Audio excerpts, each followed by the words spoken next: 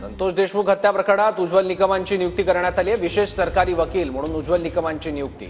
बाळासाहेब कोल्हेंची सहाय्यक विशेष सरकारी वकील म्हणून नियुक्ती।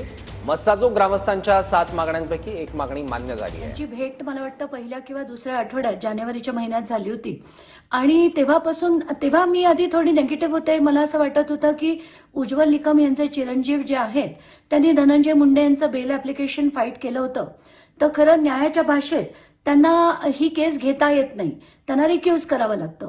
पण धनंजय देशमुख आणि देशमुख कुटुंब यांचा प्रचंड विश्वास उज्ज्वल निकम यांच्यावर आहे आणि खरं बघायला गेलं तर उज्ज्वल निकम यांची क्रेडिबिलिटीवर आपण कोणीच शंका घेऊ शकत नाही आणि मला असं वाटतं ते अतिशय मुद्देसूद मांडतात आणि न्याय देण्याचा प्रयत्न ते नक्की करतील असं मला देखील वाटत होतं।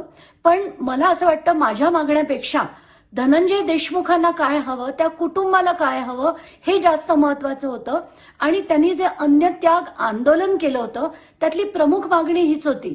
वाईट एवढ्या गोष्टीचं वाटतं की ते सुद्धा मागायला 2 महिने लावले आणि ते अन्य